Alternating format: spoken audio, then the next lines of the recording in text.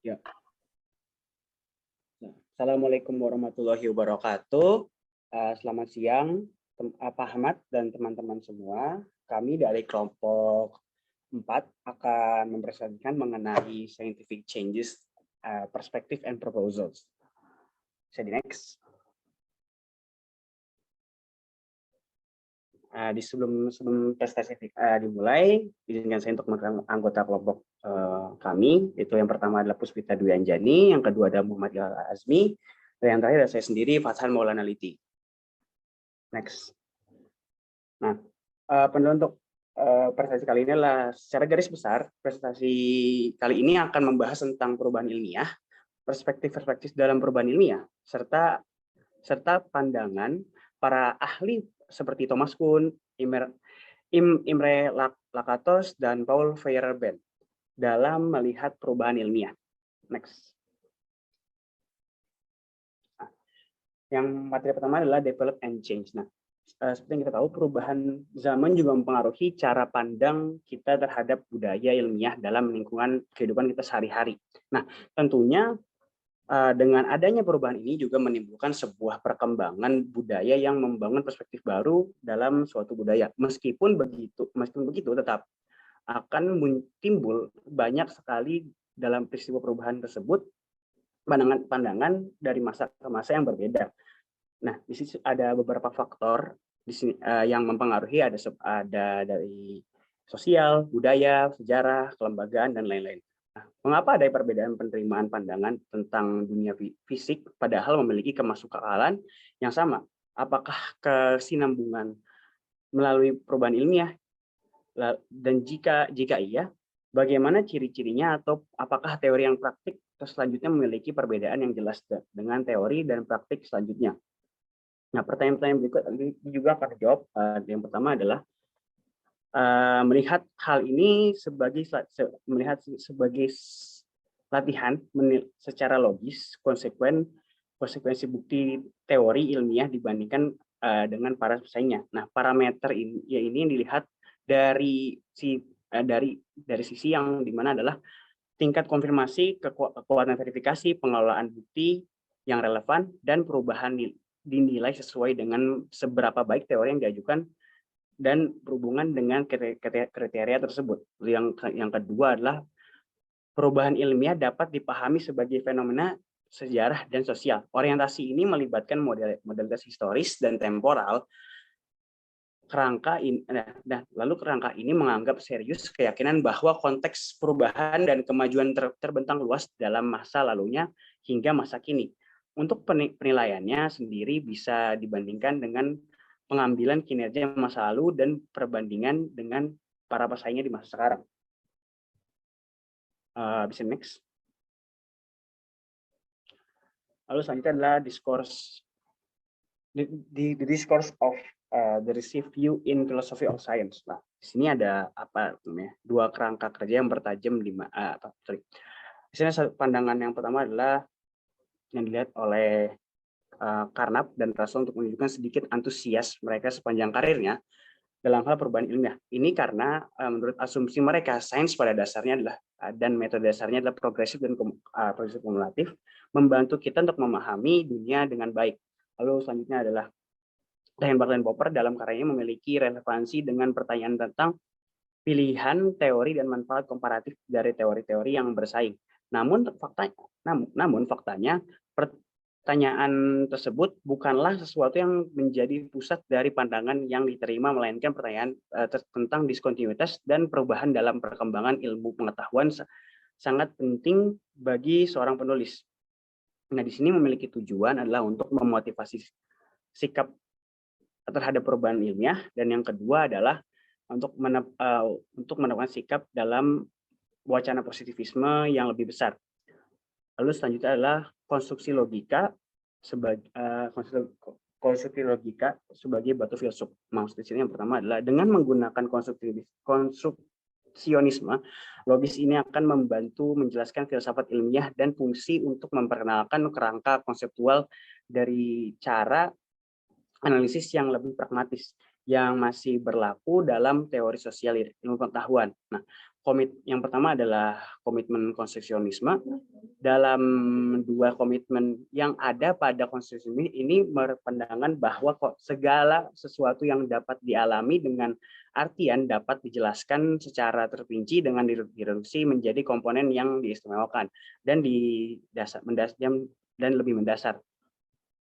Lalu selanjutnya adalah matematika prinsipia oleh Russell dan Whitehead. Di sini adalah penulisan ini dimaksudkan untuk menjelaskan bahwa matematika murni dapat dijelaskan dengan bahasa logika, tidak dengan menggunakan istilah yang terdefinisi, operasi logis, implikasi, disjungsi, inklusi, kelas, dan keanggotaan kelas. Next.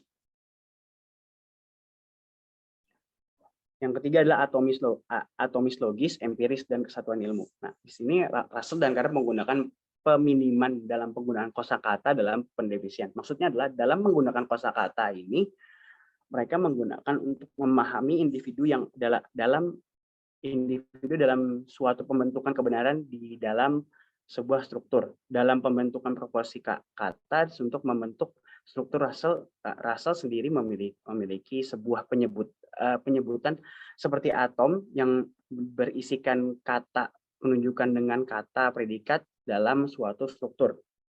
Lalu ada juga dengan membentuk dari penggunaan proporsi atomik dengan operator yang akan menjadi apa yang disebut sebagai molekuler.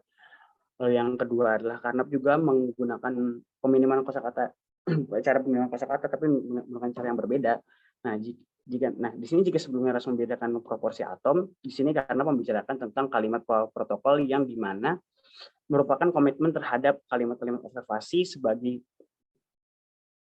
unit yang menyediakan landasan bagi makna dan pemahaman dalam sains.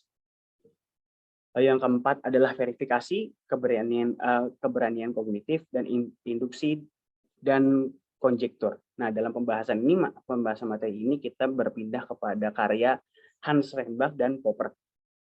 Nah, yang pertama adalah memiliki perbedaan cara pandang empiris Reinbach dan Russell dan Carnap. Nah, di sini beliau mampu menavigasi kesulitan sematik dan ontologis sentral yang menimpa positivisme klasik dengan tetap mempertahankan empirisme yang kuat.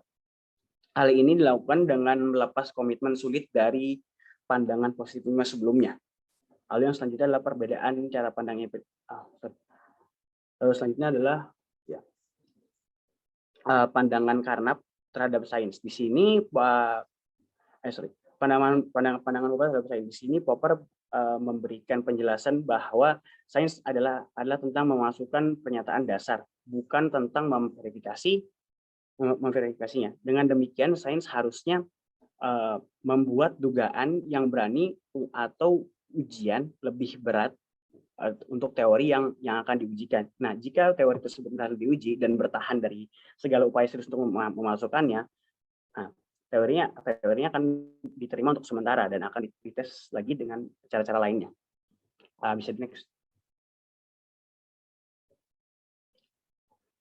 Lalu yang kelima adalah waktu globalis atau filsafat ilmu baru. Nah, ini di sini dibagi dalam 7 penolakan ya, bisa dilihat. Yang pertama adalah penolakan terhadap dikotomi kalimat teoritis yang observasi. Di sini mereka tidak ada memiliki pandangan yang berbeda.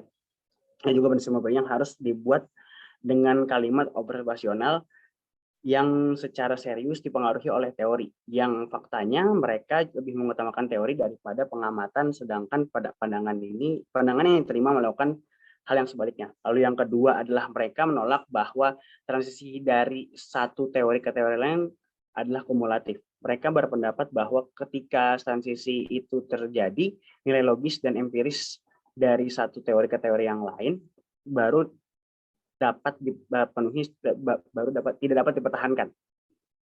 Lalu yang ketiga adalah mereka menolak pandangan bahwa teori dapat dinilai secara logis pada suatu waktu melalui konsekuensi pengamatan melalui konfirmasi, verifikasi, atau pemalsuan. Nah, evaluasi teori adalah masalah kompleks yang melibatkan banyak faktor di luar logika pembenaran yang diidealkan, dan perubahan teori adalah diakronis fenomena yang melibatkan karir sepotong ilmu dalam perubahan sosialnya dan konteks sejarah. Lalu yang selanjutnya adalah mereka berpendapat bahwa perbedaan antara konteks penemuan dan konteks pembenaran adalah sesat. Lalu selanjutnya adalah mereka juga melakukan fondasionalisme dan pandangan bahwa orang yang tidak tertarik, reflektif dan sikap kognitif dapat mengungkap epistemik atau ontologi yang diistimewakan. Lalu yang keenam adalah mereka menolak pandangan bahwa ilmu pengetahuan dapat dipahami semata-mata sebagai suatu usaha untuk membangun pengetahuan yang tidak tertarik tentang sifat-sifat yang didekontekstualisasikan objek mandiri seperti elektron, gen, dan quark. Dan yang terakhir adalah mereka memperjelas pandangan bahwa berteori ilmiah lebih penting daripada berpraktek. Selanjutnya akan dijelaskan oleh Puspita.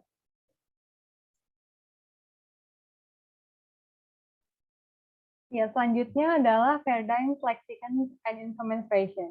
Di sini menggunakan pandangan dari Thomas Kuhn. Thomas Kuhn meragukan pandangan bahwa ilmu pengetahuan itu bersifat progresif dan kumulatif dalam peningkatan kandungan empirisnya.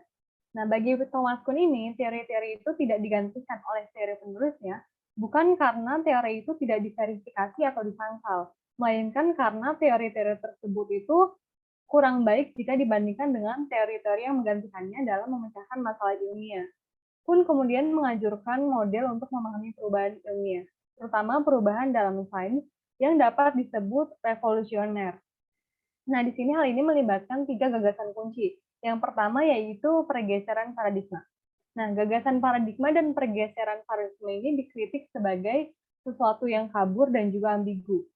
Nah, menurut Kuhn, sebuah paradigma itu memiliki 2 konotasi yang berbeda. Di satu sisi, paradigma penelitian adalah apa yang dimiliki oleh komunitas ilmiah dan juga ikatan pendidikan dalam penerimaan teori, tujuan, nilai, sosialisasi, dan juga profesionalisasi. Tapi di sisi lain, paradigma itu mewakili elemen penting dalam kompleks organisasi, yaitu model yang mencontohkan aturan dan kriteria eksplisit dalam pemecahan teka-teki sains normal. Dan sains normal di sini itu tidak mencari hal baru. Sains normal berusaha untuk mengaktualisasikan potensi paradigma dengan meningkatkan tingkat kecocokan antara fakta dan juga ruang lingkup prediksi paradigma. Lalu yang kedua yaitu leksikon atau kemampuan dalam menghadapi paradigma yang menurun untuk memecahkan masalah. Di sini ada hubungan yang erat antara banyaknya masalah-masalah yang muncul dengan suatu paradigma yang belum terpecahkan atau tidak terpecahkan secara memadai atau yang dianggap tidak dapat dipecahkan oleh paradigma yang ada. Nah, dengan demikian, meningkatnya masalah yang tidak dapat diselesaikan oleh paradigma yang ada mendorong komunitas ilmiah untuk menggunakan paradigma yang baru. Di sini Thomas Kuhn menegaskan bahwa keputusan untuk menolak satu paradigma itu selalu bersamaan dengan keputusan untuk menerima paradigma yang lain.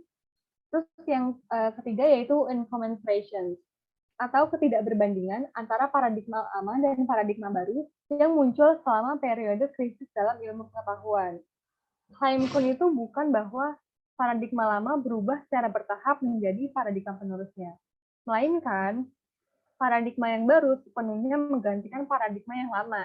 Ini adalah doktrin bahwa paradigma lama dan paradigma baru itu tidak dapat dibandingkan, dan bahwa secara historis munculnya paradigma yang satu berarti menghancurkan paradigma yang lain.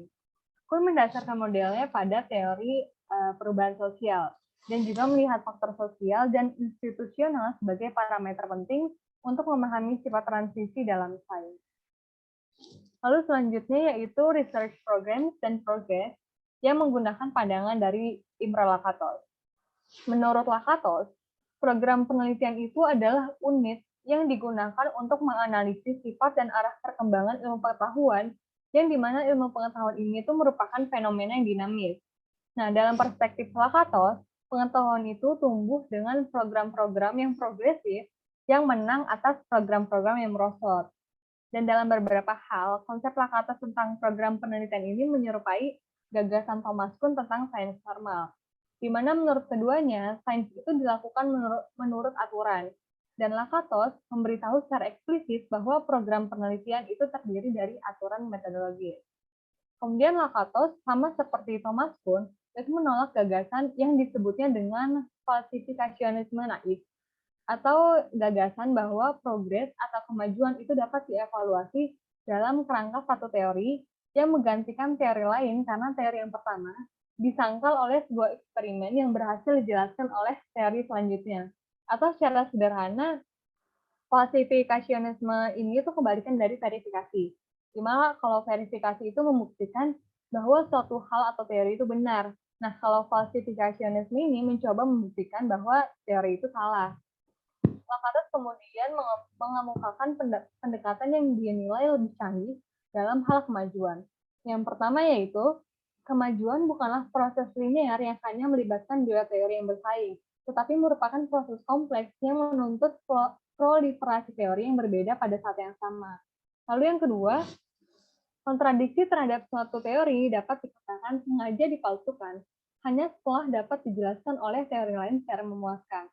Dan yang terakhir, pemalsuan teori memerlukan sejumlah keputusan metodologis. Misalnya, bagaimana memutuskan satu dari banyak kemungkinan interpretasi dari suatu eksperimen, apakah eksperimen itu memalsukan teori itu sendiri, atau itu hanya merupakan beberapa hipotesis tambahan saja.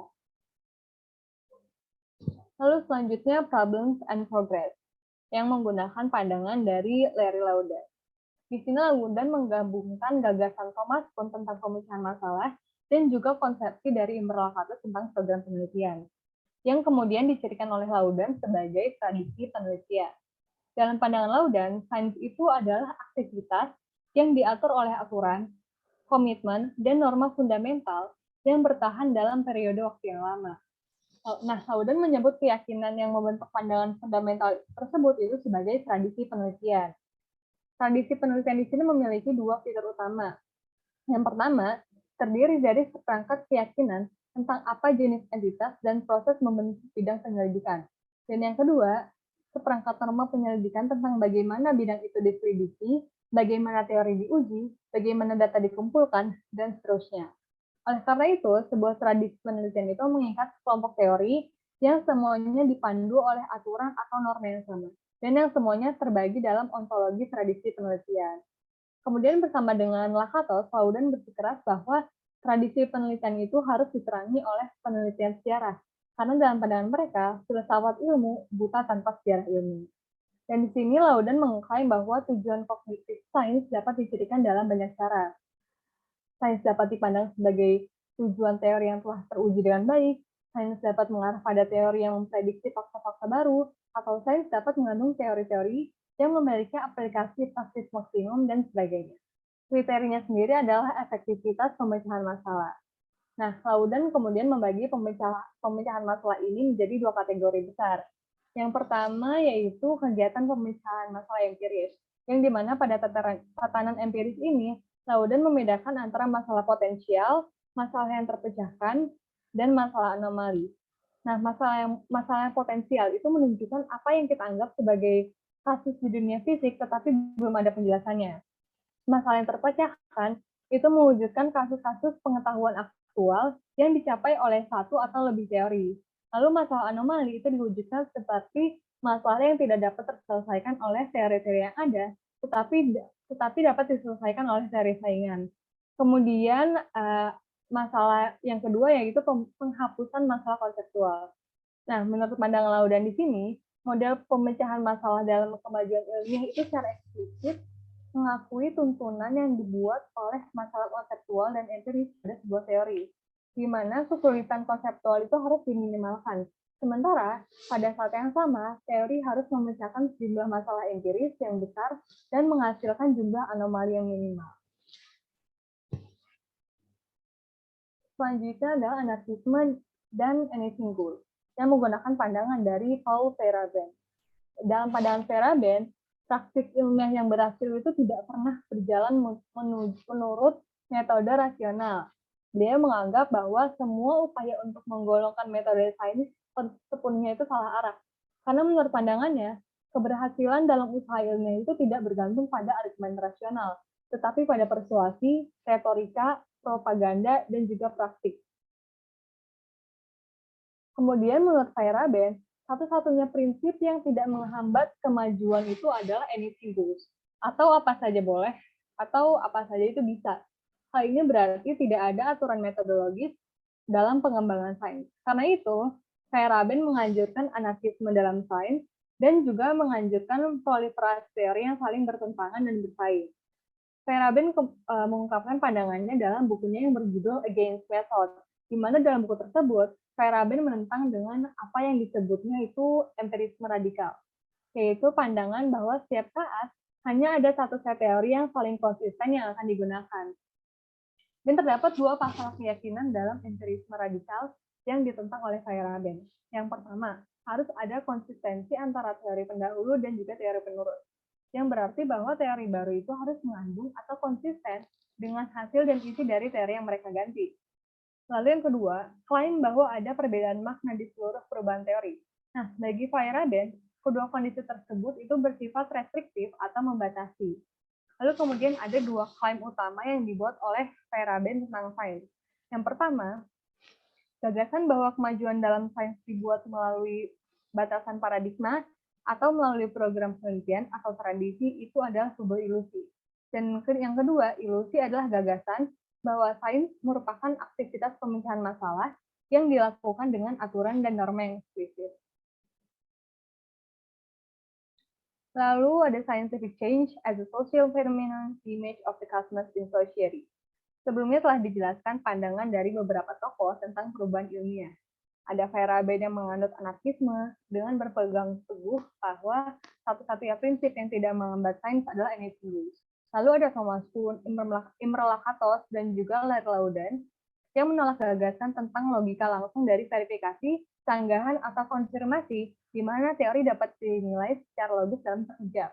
Nah, alih-alih berbicara tentang gagasan epistemik tradisional seperti kebenaran atau hal yang terlihat benar, mereka berbicara tentang perubahan dan kemajuan ilmiah dalam hal pemecahan masalah, paradigma, dan juga program penelitian.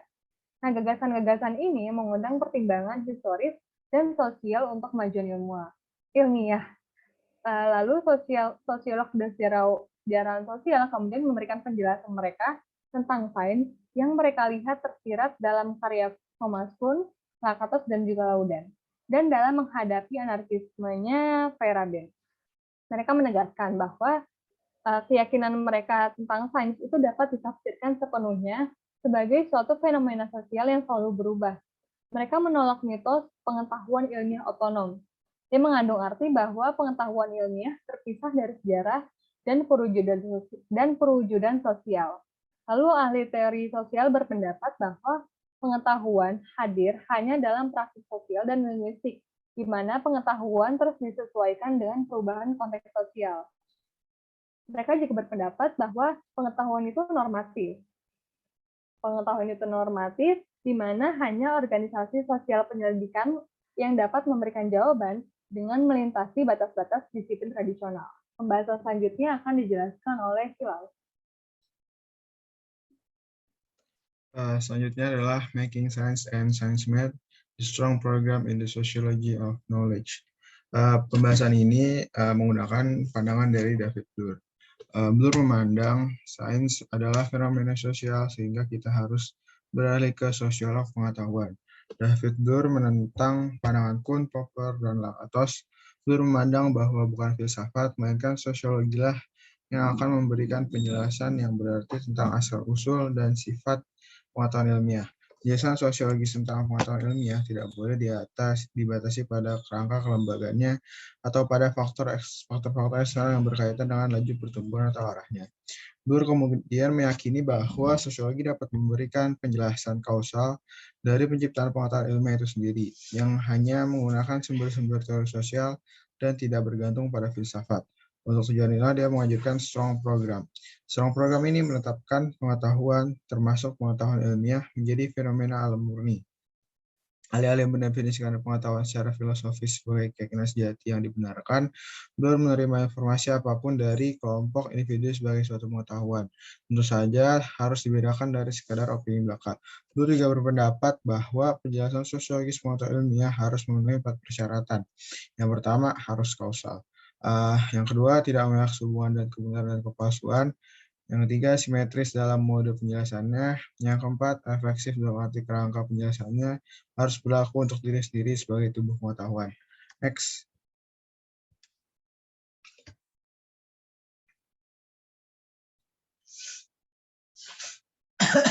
Selanjutnya saya akan menjelaskan mengenai language games, mental content, and a social view of meaning. David Bloor menawarkan perspektif tentang aktivitas manusia yang memihak pada isu-isu aktivitas sosial. Ia menyamakan peran individu dengan memasukkannya ke dalam aktivitas perubahan sosial dan tindakan sosial. Ia berpendapat bahwa bahasa, kepercayaan, penalaran, dan tindakan manusia adalah semua fenomena alam dan sosiologis yang dapat dipahami secara terbuka. David Bloor juga berpendapat bahwa bahasa memiliki pola penggunaan dan maknanya sejauh bahasa itu dipakai dalam kegiatan manusia. Bloor mendukung pandangan bahwa bahasa merupakan alat interaktif yang selalu berkembang seiring perkembangan zaman. Bloor menyarankan bahwa topik pengetahuan, bahkan bahasa itu sendiri, adalah cerminan dari hubungan kekuasaan dalam masyarakat dan berubah ketika hubungan ini sendiri berubah. Dengan demikian, tidak ada standar pengetahuan yang melampaui kekuasaan dan keinginan. Next.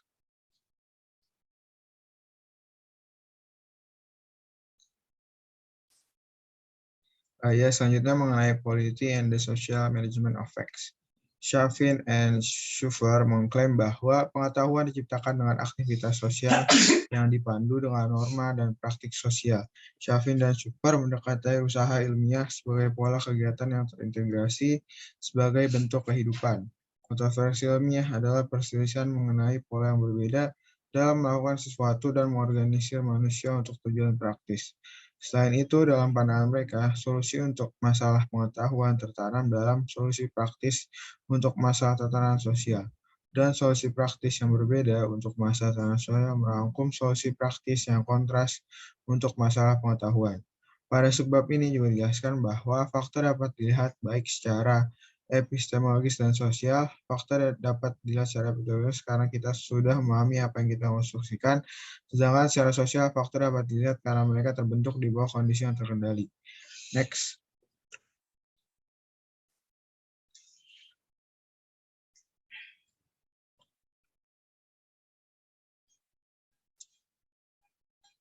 Next.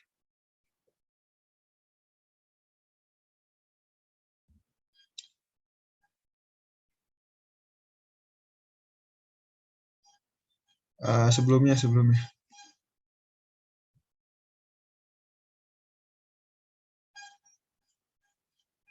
Next.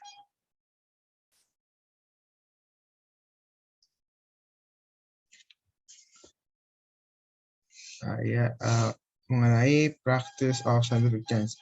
Andrew Pickering berpendapat bahwa simbiosis praktik dan teori didorong oleh minat yang terstruktur dalam hal yang dirasakan. Namun yang menjadi perhatian Pickering adalah hubungan simbiosis antara praktisi teoritis dan eksperimental. Menurutnya dalam kegiatan praktik mereka sengaja saling memperkuat. Pekerjaan satu kelompok membenarkan pekerjaan yang lain dan sebaliknya. Eksperimentalis secara rutin menyempurnakan fenomena yang dihasilkan secara eksperimental dengan mempertimbangkan kepentingan para ahli teori yang menggunakan pekerjaan mereka. Sebaiknya para ahli teori menyesuaikan praktik mereka dengan fenomena yang dihasilkan oleh para eksperimentalis. Kedua kelompok saling berkontribusi pada pertemuan tradisi yang menghasilkan konteks mandiri dan autoreferensial dari praktik yang berkembang. Teori tidak memiliki fungsi sebanyak paradigma Platonis, tapi dapat digunakan sebagai perangkat yang membantu penelitian eksperimental dan memperlakukan pengalaman ilmiah. Setiap kali teori dilakukan dalam lingkungan eksperimental, teori tersebut diekspresikan oleh praktik manusia dan oleh teknologi yang lainnya. Sama seperti norma-norma yang membantu pertimbangan praktis yang dimodifikasi melalui penerapan pada situasi yang berubah, demikian pula teori sebagaimana diungkapkan melalui praktik eksperimental. Dimodifikasi melalui adaptasi terhadap peristiwa yang dihasilkan dan dilokalisasi di laboratorium. Dengan demikian, perubahan ilmiah dalam pengaturan laboratoriumnya merupakan interaksi yang konstan antara tempat di mana peristiwa eksperimental dihasilkan, cara yang digunakan untuk menghasilkannya, dan pentingnya apa yang dihasilkan. Next. Selanjutnya ada mengenai Toward an Anthropology of Science, the Discourse of Social Constructivism. Konstruktivisme sosial sebagai perspektif tentang perubahan ilmiah.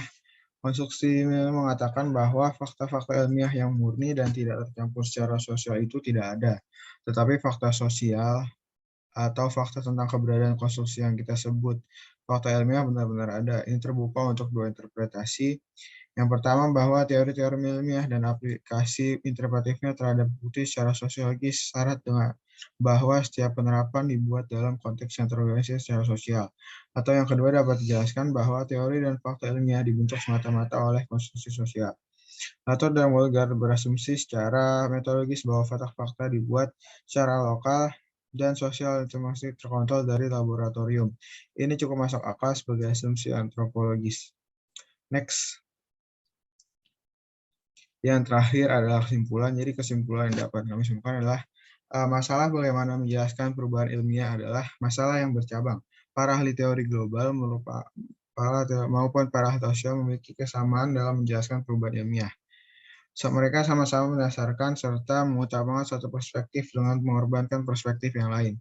Para ahli teori global memajukan kategori yang ditentukan relatif terhadap detail kasus aktual dalam perubahan ilmiah. Dan para ahli teori sosial terikat pada metodologi yang cenderung mereduksi perubahan ilmiah menjadi dasar yang disukai. Sejarah ilmu, teori, praktik, atau argumen memberikan latar belakang penting untuk memahami dan mengevaluasi kredensial perubahan ilmiah. Dengan demikian, keunggulan suatu teori dibuat secara efektif dengan menunjukkan secara naratif bahwa teori itu telah mengungguli para pesaingnya dengan menghindari cacat mereka sambil memasukkan kekuatan mereka. Tidak ada norma yang selalu dipakai, seperti yang Feyerabend dan lain-lain tunjukkan, apa yang sekarang terbaik mungkin nanti gagal. Tentu saja kita dapat membangun, merekonstruksi, meretorisasi, menyejarahkan, mensosialisasikan, dan menganalisis. Tapi dalam mengevaluasi dan memahami perubahan ilmiah, kita mengabaikan diakronis sejarah yang membahayakan kita. Karena dari perspektif latar belakang sejarah itulah masa lalu perubahan dan arahnya untuk masa depan muncul. Selalu mengalami perubahan, bahkan revolusioner. Selanjutnya saya kembalikan ke moderator. Ya, presentasi kali ini kami mengambil sumber materi kami dari buku yang berjudul Introduction to the Philosophy of Science yang diterbitkan oleh Prentice Hall pada 1992. Ya, dan kami mengambil materi dari halaman 132 sampai dengan 137, dan buku ini merupakan buku yang ditulis oleh anggota Departemen Sejarah dan Filsafat Ilmu dari Universitas Pittsburgh. Next. Sekian dari kelompok kami. Bila ada kesalahan mohon dimaafkan. Dan ya, wassalamualaikum warahmatullahi wabarakatuh.